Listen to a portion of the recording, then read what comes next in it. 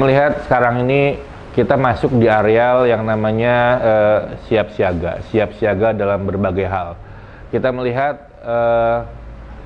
pandemi ini sudah membuat masyarakat di Indonesia bahkan dunia seolah-olah lumpuh. Bukan masyarakatnya, bahkan seperti pemerintahnya tidak bisa melakukan apapun.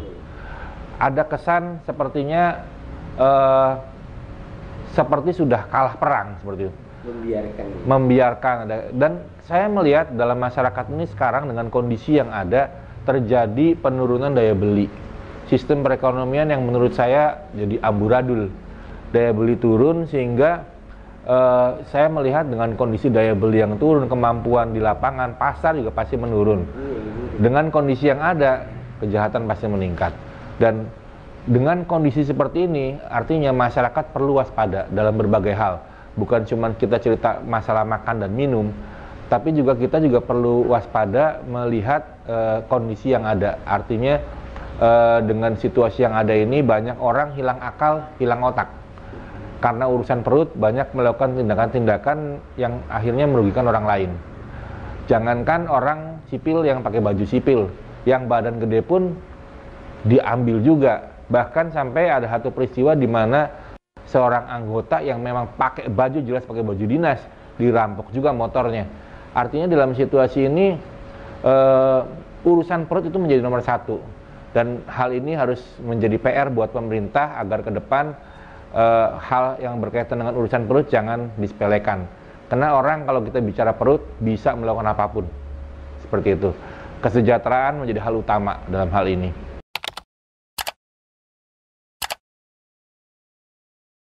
Ada saran, pemerintah mewajibkan untuk PSBB, tidak melakukan kegiatan-kegiatan yang berkaitan dengan berkerumun, kemudian pola hidup yang bersih. Tetapi kembali lagi bahwa itu dikembalikan pada sistem kemasyarakatan yang ada. Ada masyarakat yang bisa melakukan dengan benar, ada yang melakukan setengah benar. Tapi ada pula orang-orang yang sekarang ini tadinya benar sudah terlalu jenuh, acuh tak acuh akhirnya.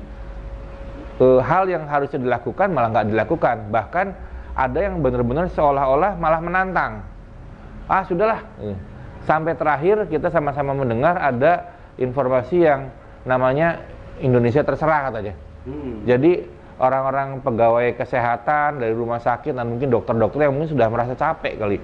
Kok dikasih tahu jangan begini, jangan begitu, masyarakatnya sepertinya bandel, tidak melakukan yang semestinya. Akhirnya mereka ya udahlah terserahlah, pasrah aja maunya gimana, seperti itu.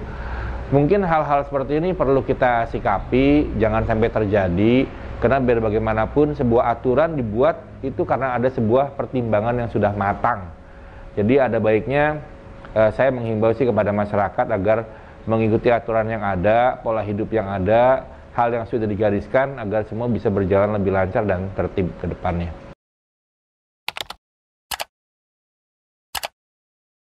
Saya sih kelihatannya masih agak panjang ke depan, tapi memang kembali lagi saya selalu berharap apa yang saya rasakan adalah hal yang salah. Karena biar bagaimanapun yang terbaik adalah bagaimana supaya kebaikan bisa muncul lebih cepat. Tentu kembali lagi masyarakat perlu banyak berdoa, teman-teman berdoa bagaimana supaya kebaikan lebih cepat muncul, hal yang tidak baik akan hilang dengan sendirinya. Jadi kalau kita bicara tentang pandemi, kita cerita tentang corona, itu bukan masalah di Indonesia, tapi memang sudah menjadi masalah internasional. Permasalahan utamanya ada sebuah negara yang ekonominya kuat, sehingga begitu terserang dia bisa lockdown, bisa melakukan sebuah proses dengan 100%. Apa yang mereka lakukan bisa sebenar-benarnya dilakukan.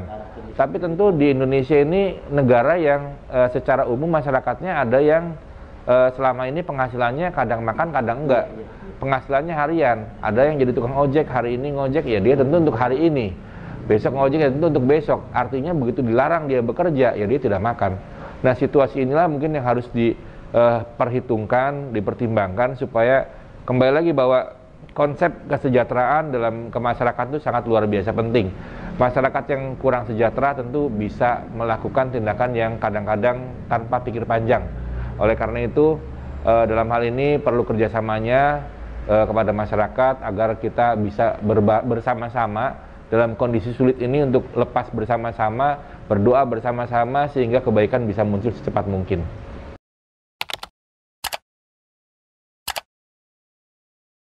pertama adalah lakukan pola hidup sehat. Dalam kondisi ini ikuti aturan yang dianjurkan oleh orang-orang medis.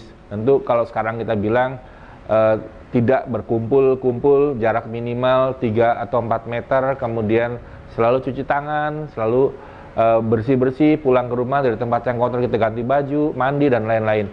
Pola hidup bersih kita terapkan, kemudian selalu memakai antiseptik, hand sanitizer dan lain-lain, sehingga tubuh ini tetap bersih, sehingga tidak menjadi media penularan untuk orang lain.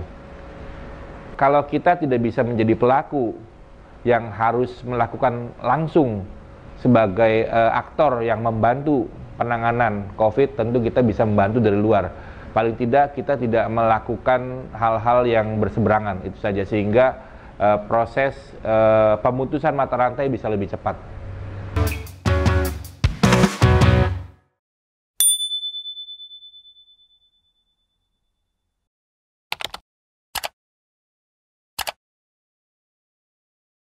Jadi saat ini kita sudah tahu bumi kita sudah tua umurnya.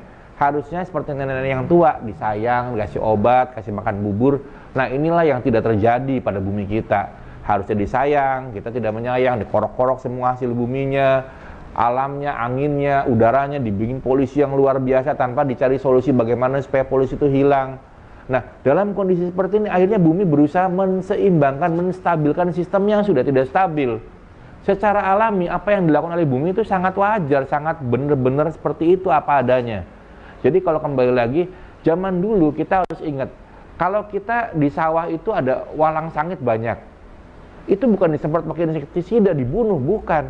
Tapi ada ritualnya bagaimana supaya walang itu pergi, tanpa ada pembunuhan. Kemudian ada misalnya sawah diserang sama tikus, amburadul, semua digigitin, akarnya diangkatin. Yang kita lakukan bukan kita kasih racun tikus, bukan kita kejar, kita pukuli tikusnya, tapi ada suatu proses ritual yang cuma dilakukan beberapa menit, beberapa jam, tikusnya hilang. Kenapa bisa terjadi situ? Dari zaman dulu sampai sekarang teknologi itu ada, cuma masalahnya teknologi itu sudah nggak dipakai sekarang. Begitu pula virus corona. Kalau kita kembali pada tradisi ini, kita mengingat tata cara ini, harusnya virus ini bisa kita kalahkan dengan, karena setiap virus, setiap barang hidup, setiap barang-barang yang mengandung nyawa ada yang mengayomi. Kalau kita cerita kembali pada tradisi orang-orang kuno, ada yang mengayomi masing-masing. Ular yang mengayomi namanya ini, belalang yang mengayomi namanya ini, ikan yang mengayomi namanya ini, virus yang mengayomi namanya ini.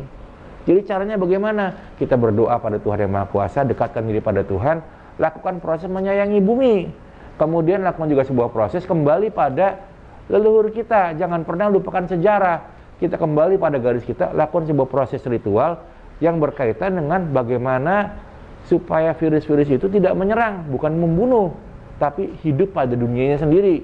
Dia hidup pada dunia dia, kita hidup pada dunia kita. Masing-masing hidup, pola keseimbangan terjadi. Kalau saat ini proses itu dilakukan, saya yakin semuanya akan kembali aman, damai, tentram seperti sedia kala. Tidak ada musibah, tidak ada pertumpahan darah. Jadi menurut saya yang paling penting sekarang adalah untuk menghindari hal-hal yang terjadi, hal buruk yang sedang menimpa kita semua. Satu, dekatkan diri pada Yang Maha Kuasa. Kita kembali pada Tuhan, kita minta keselamatan, kita berdoa pada Tuhan, kita mohon pertolongan pada Tuhan. Itu yang nomor satu. Yang nomor dua, sayangi bumi kita. Pembalakan hutan, pengambilan hasil alam yang berlebihan tanpa proses mengembalikan kesuburannya kembali, itu harus kita tinggalkan. Dan kita harus mulai memelihara penanaman, penghijauan seperti itu. Sayangi bumi kita. Kemudian yang ketiga adalah kembali pada proses ritual, teknologi nenek moyang. Bagaimana kita bisa melakukan sebuah proses teknologi dengan teknologi kuno yang akan berguna di masa kini.